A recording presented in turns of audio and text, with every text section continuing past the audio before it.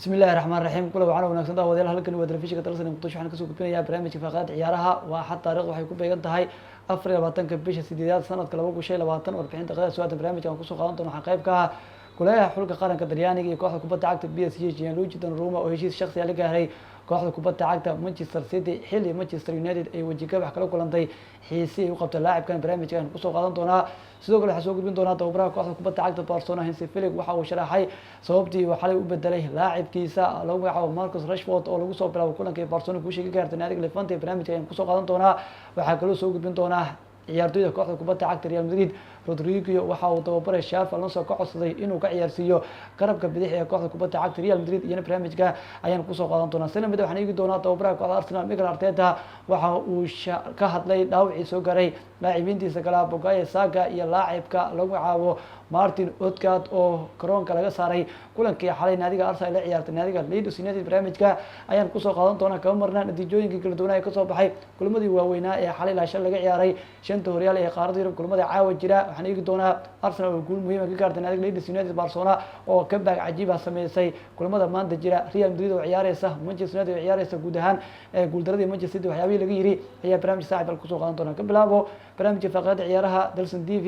kulayaha kooxda kubadda cagta PSG iyo xulka qaranka Talyaaniga Gianluigi Donnarumma ayaa heshiis shakhsi ah waxa uu la gaaray kooxda kubadda cagta Manchester City iyadoo Manchester United ay wajiga wax kala kulantay xiisi ay u qabtay kulayaha reer Talyaani ee Gianluigi Donnarumma oo si weyn ay u xiiseynayso kooxda kubadda cagta ee Manchester United kulayaha kubadda cagta Paris Saint-Germain iyo xulka qaranka Talyaaniga Gianluigi Donnarumma ayaa lagu soo waramayaa inuu heshiis shakhsi ah u la gaaray kooxda kubadda cagta Manchester City kahor intuusan u dhaqaaqin garoonka Etihad Stadium Donnarumma ayaa lumiyay booskiisa lambarka koowaad ee kooxda kubadda cagta PSG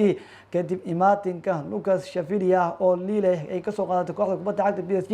xidiga heerka caalami ee dalka Talyaaniga ayaana qarka u saaran inuu ka tago kooxda haysata tartanka xiisaha badan ee UEFA Champions League kahor intuusan xirmin suuqa kala iibsiga ciyaartoyda ee xagaagan Manchester United ayaa kamid ah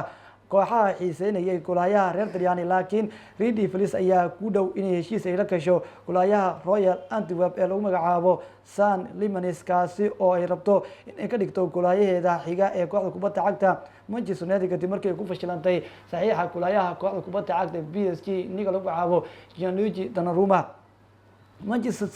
Manchester City ayaa dhawaan waxay u soo baxday inay tahay kooxda ugu cadcad ee Donnarumma qaadan karta sida uu qabo qabiirka suuqa kaliibsiga ciyaartoyda ee Fabrizio Romano 26 jirkan ayaana heshiis shakhsi ah la gaaray kooxda kubadda cagta Manchester City Romano ayaa sheegay in wadahadalo suuqa kaliibsiga ay u dhaxeeyaan Manchester City iyo PSG waxaa la filayaa in heshiiskan lagu qiimeeyo 50 milyan ilaa 43.3 milyan oo gani Donnarumma ayaana xilciyaareedkii hore aad ugu fiicnaa PSG isagoo shabaqiisa ilaashaday 17 kulan 47 kulan ugu saftay kooxda kubadda cagta Paris Saint-Germain kulayaan ayaa u muuqday mid u gacan haadinaya jamaahiirta PSG kadib guushii gool waxba ay ka gaareen kooxda Ankara habeenkii Jimcaha waxaana rumaysan yahay inuu aad u doonayo inuu u dhaqaaqo horyaalka waddanka Ingiriiska ee Premier League laacibkani si kastaba noqotee u wareegida Manchester City ayaa wali waxay ku xiran tahay Ederson kaasoo aan wali u ciyaarin Manchester City xilciyaareedkan isagoo James Trafford uu ku soo bilowday labada kulan ee Manchester City ay xilciyaareedkan ka ciyaartay horyaalka waddanka Ingiriiska ee Premier League Ederson ayaan wax lug ah ku yeelan kulankii Wolverhampton Wanderers ee toddobaadkii hore ololaha cusub ee Manchester City xanuun dartiis kadibna waxa uu ahaa bedel aan la isticmaalin kulankii Tottenham Hotspur shalay Manchester City guuldarada ay kala kulantay tababaraha kooxda kubadda cagta Manchester City Pep Guardiola ayaana xaaladda golayihiisa aad uga xumaaday markii wax laga weydiiyay guuldaradii laba gool waxba ay ka soo gaartay Tottenham kulankii shalay Premier League ka dhacay garoonka Etihad Stadium James Trafford oo xagaagan kaga soo biiray kooxda Burnley ayaa sameeyay qalad intii lagu guda jiray guuldaradii garoonkooda waxaana laga yaabaa inuu booskiisa ku lumiyo Donnarumma iyadoo Ederson sidoo kale laga yaabo inuu kooxda kubadda cagta Manchester City uu ka dhaqaaqo asbuucan waan arki doonaa Guardiola ayaa u sheegay Talksport markii la weydiiyay wax ku saabsan mustaqbalka kulayaashiisa si gaar ah kulayaha Ederson lagu magacaabo Galatasaray ayaa ah kooxda ugu cadcad saxiixa lambarka koowaad ee Manchester City ee Ederson iyadoo kooxda reer Turkey ay dawada ka riixaydo saxiixa xidiga reer Brazil kahor intuusan xirmin suuqa kaliibsiga ciyaartoyda ee bishan dhamaadkiisa ku eg Manchester City ayaa la rumaysan yahay in ay 25 milyan ama 21.7 milyan ay ku doonayso saxiixa Ederson laakiin kooxda kubadda cagta Galatasaray ayaa ilaa iyo hadda muujisay inay diyaar u tahay 10 milyan amaba 8.7 milyan qiimo u dhaxeeya sida ay hadda tahay rajada laga qabo ayaa ah in Donnarumma uu yimaado lambarka koowaad ee kooxda kubadda cagta Manchester City uu noqdo iyadoo Trafford uu yahayna lambarka labaad halka Ederson isaguna laga yaabo inuu gabi ahaanba uu ka tago kooxda kubadda cagta Manchester City isla markaana uu raadsado cutub cusub iyadoo qarka ugu saaran yahay inuu ku biiro kooxda kubadda cagta Galatasaray ee ka ciyaarta gudaha wadanka Turkiga ee lagu magacaabo kooxda kubadda cagta Galatasaray ayana si weyn u xiiseynaysa laacibka lagu magacaabo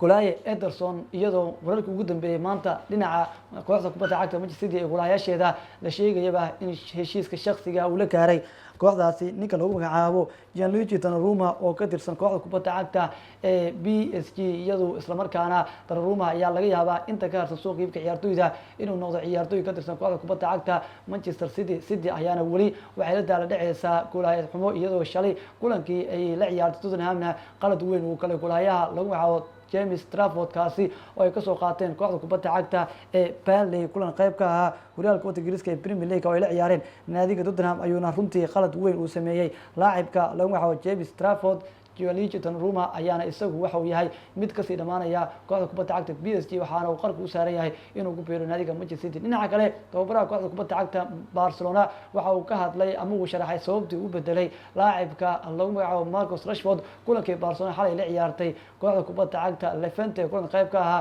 horyaalka waddanka Spain La Liga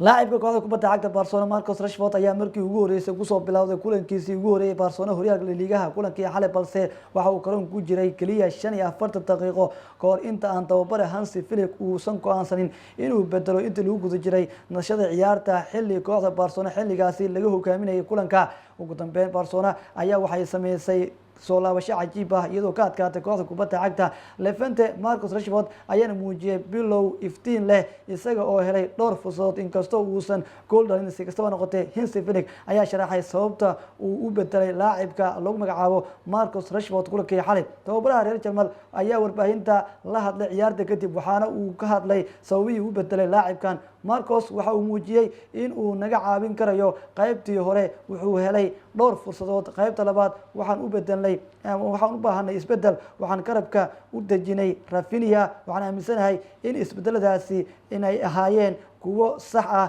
ee goolkii ugu horeeyana waxa uu ahaaba mid isagu si dhaqso ah u yimid ayuu yiri tababaraha kooxda kubadda cagta Barcelona Hansi Flick Rashford ayaa Barcelona waxa uu kaga soo biiray Manchester United heshiis amaah taas oo loo arkayay fursad uu dib ugu soo kabto kadib xilli adag oo ugu qaatay gudaha Ingiriiska gaar ahaan kooxda kubadda cagta Manchester United inkastoo Flick kalsooni uu muujiyay isagoo ku bilaabay safka koowaad haddana waxaa la bedelay qaybtii hore waxaana muujinaysaa tartan adag oo ka dhaxeeya weeryahanada kooxda sida Ferran Torres Rafinha Lamine Yamal iyo Roberto Lewandowski tababaraha kooxda kubadda cagta Barcelona Hansi Flick ayaana shaaca ka qaaday in sababta uu bedelay laacibkiisa Rashford ay tahay in isbedel uu ku sameeyo kulanka ama ciyaarta maadaama waqtiga Barcelona ciyaarta lagu hogaaminay laba gool waxba waxaana ay noqotay isbedelkii uu sameeyay inuu laacibka Rashford uu karoon ka saaro iyadoo Rafinha uu geeyay booskii uu ka ciyaarayay Marcus Rashford isla markaana durbadiiba uu yimid goolka koowaad ee kooxda kubadda cagta Barcelona balse xalay kulankiisa ugu horeeyay ayuu u gacan kaliyay inuu ku soo bilaabo line-upka kooxda kubadda cagta Barcelona xilliyeedkan 2022 laacibka lagu magacaabo Marcus Rashford dhinaca kale لاعب كوحدة كبرت عقدة ريال مدريد نيكا مع رودريجو وعلى قصة ورمية أنت وبريه شاف ألونسو وكعصدي إنه كعيارسيو بوسك بدي حلقي وكعيارسي لها بوسك من أو لاعب كان وشيء إنه آد أي واحد تاعي warbixin uu soo saaray saxafiga lagu magacaabo Rodra ayaa waxay xaqiijisay in xidiga reer Brazil ee Rodrigo Quiz oo ka tirsan Real Madrid uu ka codsaday Xavi Alonso in aan mar kale laga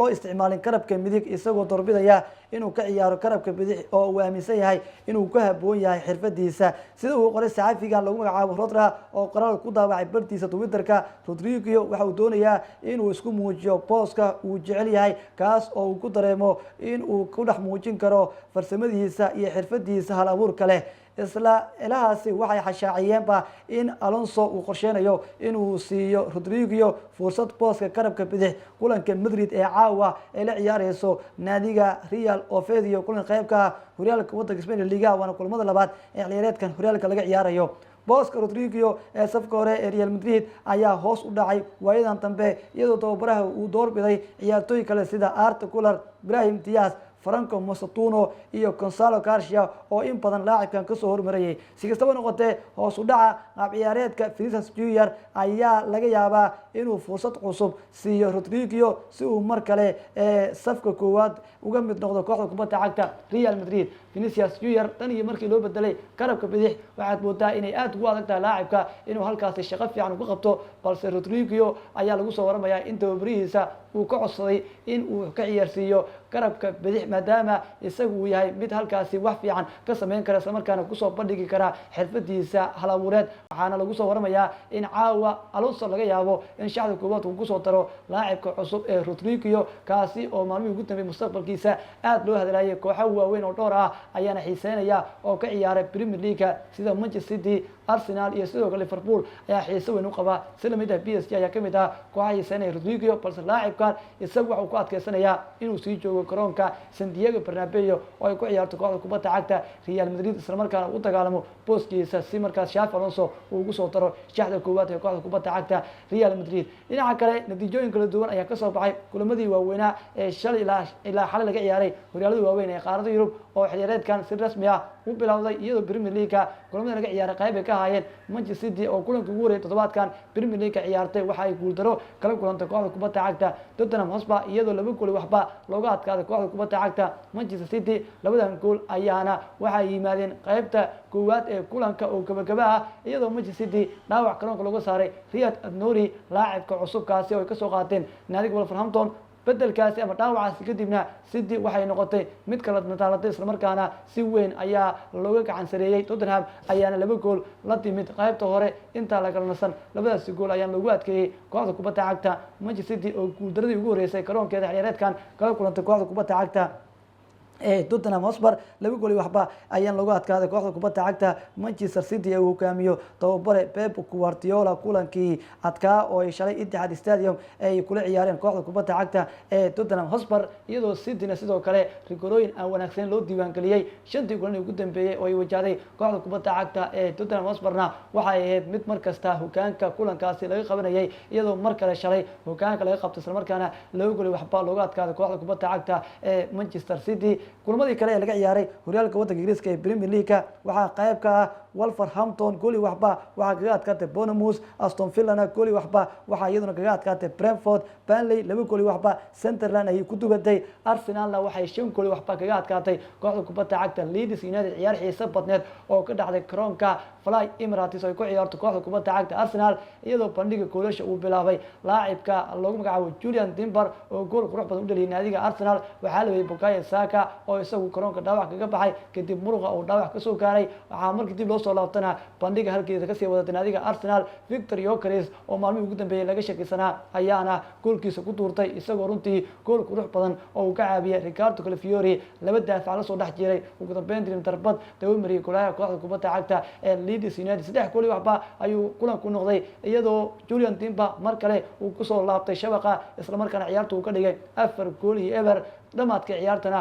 Marcus Stoneman ayuu bedel ku soo galay rigoor lagu galay waxaa rigooradaasi gool u bedelay laacib kale waa Victor Gyökeres oo laba gool ku lahaa shantii gool oo Arsenal xalay kaga adkaatay kooxda kubadda cagta Leeds United. sidoo kale Martin Odegaard ayaa isaguna ka horeeyay Bukayo Saka oo kulankaas dhaawac looga saaray isaguna dhaawac garabka ah ayuu laacibkan ku seegay ama looga saaray kulankii xalay iyadoo shaki weyn la gelinayo laacibiintan inay diyaar u yihiin kulanka isbuuca soo socda la ciyaari doonto kooxda kubadda cagta Liverpool. inkastoo xalay dhanka kale farxad ay u ahayd naadiga Arsenal oo iyagu soo bandhigay ama taageerayaasha u soo bandhigay Ibrahim Cisse saxiixooda cusub oo ay ka soo qaateen kooxda kubadda cagta Crystal Palace iyagoo laacibkan u xiray lambarka 10aad ee kooxda kubadda cagta Arsenal oo isagu ahaa mid meel iska yaalay.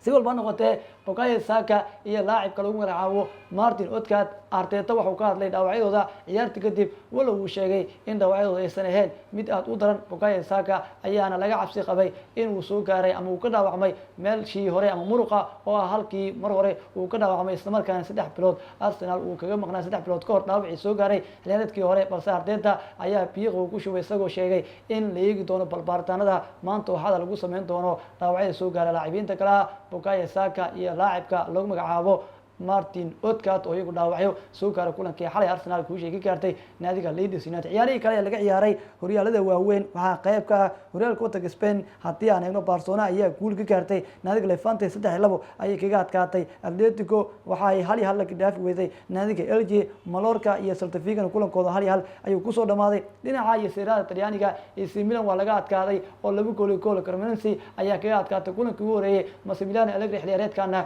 guul daro ayuu ku furtay. Napolina way adkaatay 2-gool waxba. Sassuolo ay kaga adkaatay xilli shabaq uu taabtay Kevin De Bruyne kulankiisa ugu horeeyay xilciyaareedkan horyaalka Talyaaniga. goolkiisa ugu horeeyay ayuu u dhaliyay. McTominay ayaa gool kala raacsaday kooxda kubadda cagta Napoli. 2-gool waxba ayay ku furatay ololaheeda difaacashada horyaalka waddanka Talyaaniga ee Serie A. Como iyo sidoo kale Nice everywhere kulankooda ku dhamaaday. Romana gool waxba Bologna ayay kaga adkaatay. ciyaarahaas ayaa laga ciyaaray horyaalka waddanka Talyaaniga ee Serie A. dhanka iyo Saudi Pro League haddii aan eego kooxda kubadda cagta Al Nassr waa laga qaaday koobkii Superkaabaha. Cristiano Ronaldo mar kale wejigabax ayuu garoonka kaga baxay iyadoo kooxdiisu looga adkaaday Real kadib kulankii uu ku soo dhamaaday barbaro 2-2 ah. Ronaldo ayaana bandhig goolasho u bilaabay kooxdiisa kadib rigoore loo dhigay kooxda kubadda cagta Al Nassr, balse naadiga Al Nassr labadii gool oo mar walba gool mareysay waa laga bareejay. rigooreyaashiina waxaa ku adkaatay kooxda kubadda cagta Al Ahly oo koobkii Superkaabaha Hong Kong lagu qabtay iyadoo kaga guuleysatay kooxda kubadda cagta Al Nassr. inkastoo Ronaldo weli rikoorkiisa uu sii wato isla markaana shalay uu dhaliyay naadiga Al Nassr goolkiisii 100aad xirfadiisa inta uu ciyaarayo kooxda kubadda cagta Al Nassr. sidoo kalena waa kooxdii afraad oo tiro 100 gool iyo ka badan uu dhaliyo Cristiano Ronaldo. Manchester United, Real Madrid iyo Juventus ayuu wax ka badan 100 gool u soo dhaliyay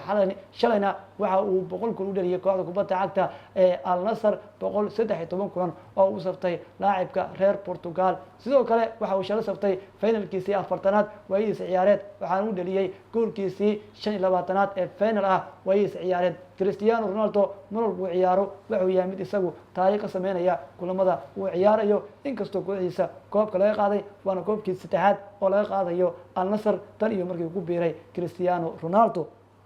ciyaaraha kala duwan ee maanta jira haddii aan eego horyaalka waddanka Ingiriiska ee Premier League waxaa ka mid ah kulamada la ciyaarayo. Manchester United ayaa la ciyaaraysa naadiga Fulham. kulankan ayaana ka dhacaya garoonka Craven Cottage oo ka ciyaarta Fulham 12 iyo qadar 30 daqiiqo ayuu kulankan bilaabanayaa. waxaa la eegi doonaa tababara Ruben Amorim shaxdiisa iyo waxa uu ka bedelo kadib guuldaradii kasoo gaartay Arsenal kulankii ugu dambeeyay iyadoo Benjamin Sesko la eegi doono kulankan haddii lagu soo bilaabayo iyo haddii kaleba. ciyaaraha kale ee jirana waxaa ka mid ah Crystal Palace iyo Nottingham Forest 10 saac kulankooda soo galaya. Everton iyo Brighton 10 saac ayuu soo galaya. Liverpoolna maalinta beriyaha ama habeen dambe ayay la ciyaari doontaa kooxda kubadda cagta Newcastle United kulankeeda labaad ee ciyaareedkan horyaalka waddanka Ingiriiska ee Premier League 2025-2026. dhinaca Spain Liga haddii aan eego kooxda kubadda cagta Real caawa waxay la ciyaaraysaa Real Oviedo. ciyaar ay booqan doonto garoonka Real Oviedo. Real kulankii ugu dambeeyay gool waxba ayay ku soo adkaatay ciyaar ay la ciyaarto Osasuna. caawa waxaa la eegi doonaa Xavi Alonso haddii uu la yimaado bandhig ka duwan bandhigii kulankii hore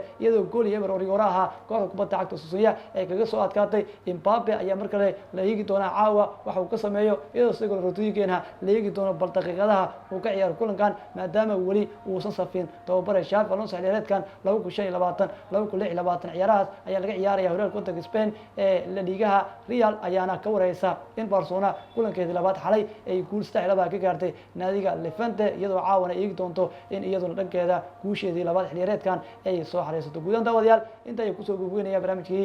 faqrada ciyaaraha Dalsan TV barnaamijka mid lamid ah kulmi doona saaxiib iyo nabadgelyo.